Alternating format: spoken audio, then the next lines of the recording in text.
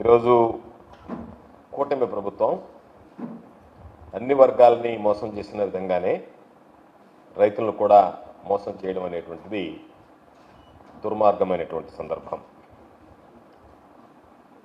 ఎందుకంటే ఎప్పటికప్పుడు diversion politics చేస్తూ రైతులకు సంబంధించినటువంటి సమస్యలను పట్టించుకోకుండా ఒక పక్క రైతుల సమస్యలని పరిష్కారం చేయకపోగా రైతులకు ఏదైతే అమలు చేస్తానని చెప్పి ఎన్నికలకు ముందు హామీ ఇచ్చాడో చంద్రబాబు నాయుడు గారు వాటిని వీటిని కూడా అమలు చేయకుండా రైతులను అనేక రకాలైనటువంటి ఇబ్బందులకు గురి చేస్తూ వ్యవసాయాన్ని సంక్షోభంలోకి నెట్టివేసేటువంటి పరిస్థితులు స్పష్టంగా మనకు కనిపిస్తున్నాయి.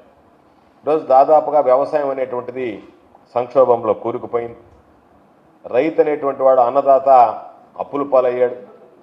పండించుకోవడానికి అనేక రకాలైనటువంటి సమస్యలు వెంటాడుతున్నాయి. సూపర్ 6లో ఉన్నటువంటి పెట్టుబడి సాయం అయితే ఈరోజు రైతులకు అందించలేదు.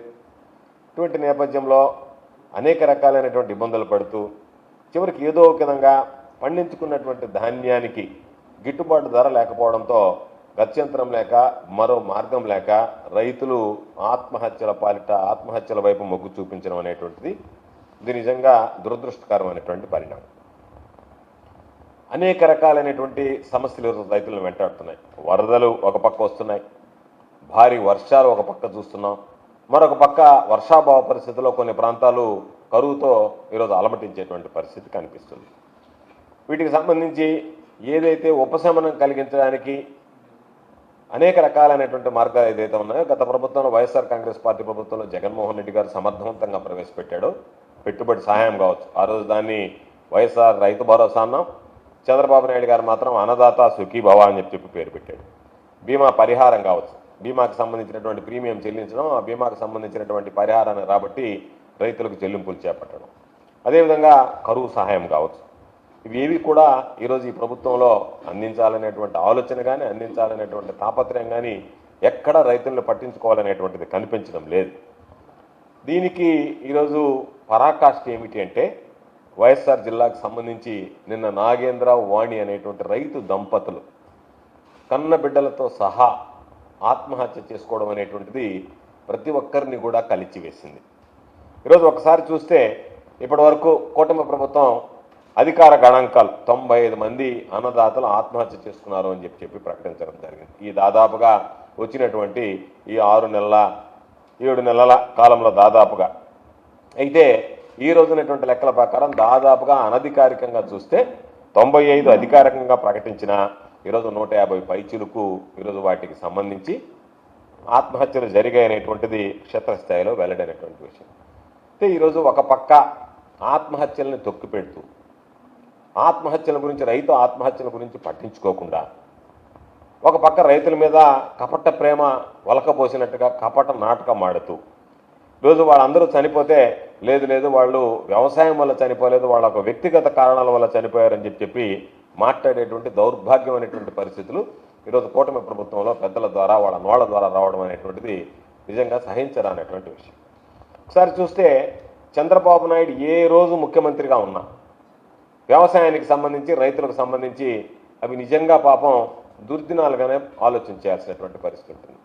వాళ్ళకి దురవస్థ, పడరానటువంటి పాటలు, అనేక రకాలైనటువంటి ఇబ్బందులు రైతాంగానికి ఈరోజు చంద్రబాబు నాయుడు ఏ రోజు ముఖ్యమంత్రిగా ఉన్నా సరే అటువంటి పరిస్థితులు దాపురిస్తాయనేటువంటిది ప్రతి ఒక్కరికి తెలిసినటువంటి విషయం. అందుకే చంద్రబాబు నాయుడు నోటుకుండా సాక్షాత్తు ముఖ్యమంత్రిగా ఉన్నప్పుడే వ్యవసాయం దండగా అని ఆయన సెలవు ఇవ్వడం జరిగింది గతంలో. అయితే ఈరోజు ఇప్పటికీ చంద్రబాబు నాయుడు అనేక సార్లు ముఖ్యమంత్రి కావడం దిగిపోవడం జరిగినా మరలా ముఖ్యమంత్రి అయినా 62% మంది ఎవరైతే ఉన్నారో జనాభాలో వ్యవసాయం మీదనే ఆధారపడి గ్రామీణ ప్రాంతాల్లో వ్యవసాయమే ప్రధానమైనటువంటి వృత్తిగా ఈరోజు జీవించేటువంటి పరిస్థితి ఏర్పడింది.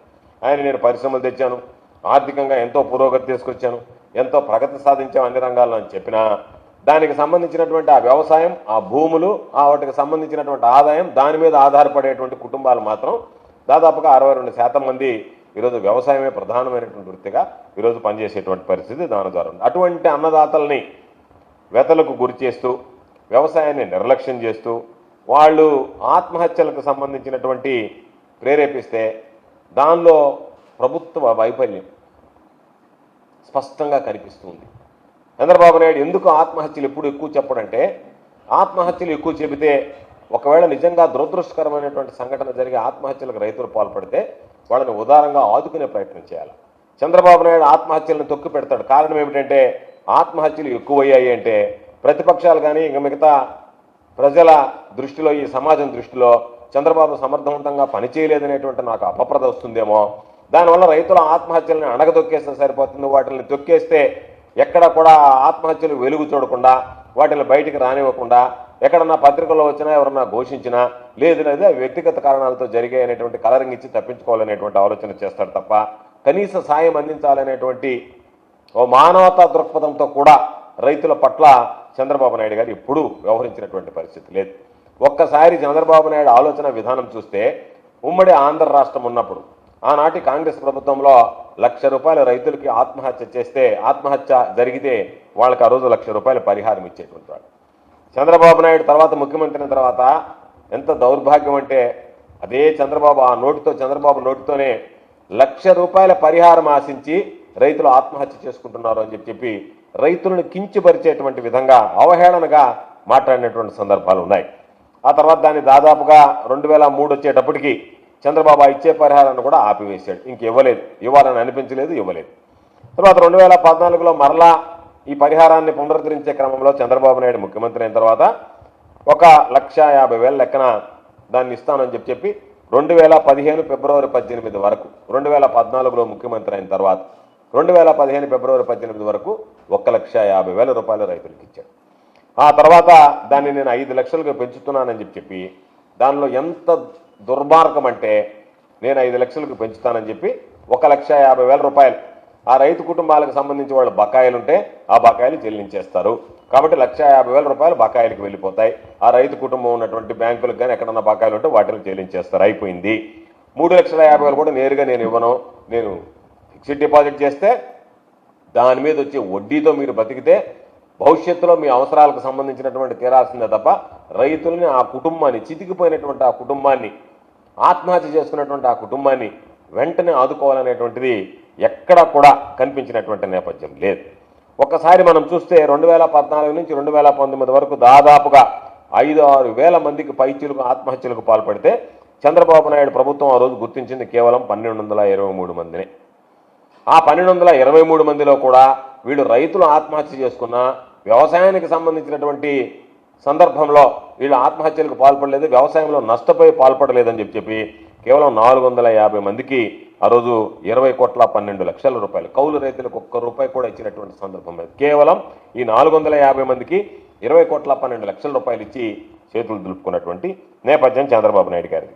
2019-24 మధ్య ముఖ్యమంత్రిగా జగన్మోహన్ రెడ్డి గారు అయిన తర్వాత ఏదైతే రైతులకు సంబంధించినటువంటి ఆత్మహత్యలకి 5 లక్షలు ఉన్నాయో ఆ 5 లక్షల రూపాయలని ₹7,00,000 పెంచడం జరిగింది.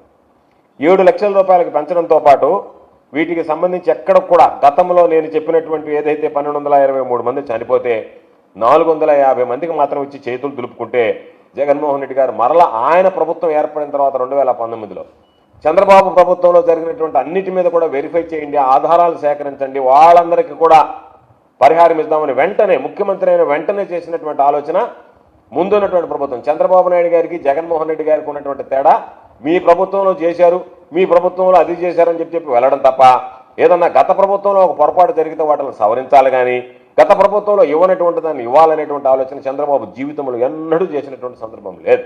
అటువంటిది జగన్మోహన్ రెడ్డి గారు చొరవ తీసుకుని ఎంతమంది చనిపోయారనేటువంటిది లెక్క వేసి 2014-2019 మధ్య 474 మంది కుటుంబాలు ఆత్మహత్యలు చేసుకున్నాయి, వాళ్ళకి పరిహారం అందలేదు అని చెప్పి లెక్క తేల్చి 474 కుటుంబాలకి జగన్మోహన్ రెడ్డి గారు నష్టపరిహారం అందించడం జరిగింది. మిగిలిన కుటుంబాలకు సంబంధించినటువంటి రికార్డు డేటా కూడా కలెక్ట్ చేసేటువంటి అవకాశం రాలేదు. కాబట్టి చంద్రబాబు నాయుడు ఎప్పుడు కాపీ క్యాట్ చెప్తుంటాడు, నాకున్నటువంటి అనుభవం, నాకున్నటువంటి ప్రజ్ఞ, నాకున్నటువంటి అపారమైనటువంటి తెలివితేటలు ఎవ్వరికి లేవు, ఈ ప్రపంచంలోనే లేవు, ఈ దేశంలోనే నేను పుట్టాల్సినటువంటి వాడిని కాదని మాట్లాడేటువంటి చంద్రబాబు ఎప్పుడూ కూడా స్వతహాగా ఒక్క కార్యక్రమమైనా సరే, ఒక్క సంక్షేమ పథకమైనా సరే ప్రవేశపెట్టడం మీరు చూడండి, ఎక్కడా ప్రవేశపెట్టినటువంటి దాఖలాలు. చంద్రబాబు అనేటువంటి వాడు కాపీ క్యాట్. ఎవడన్నా ప్రవేశపెట్టినటువంటి దాన్ని కాపీ చేయడమో లేకపోతే ఇతర రాష్ట్రాల్లో ప్రవేశపెట్టిన దాన్ని తీసుకొచ్చి ఇక్కడ అమలు చేయడమో తప్ప ఎక్కడా చంద్రబాబు నాయుడు బుర్రలో నుంచి మోసం చేయడానికి ఎక్కువగా ఆలోచన చేస్తాడు కాబట్టి ప్రజలకు సంబంధించినటువంటి సంక్షేమాన్ని గురించి ఆలోచన చేయడానికి సమయం ఉండదు.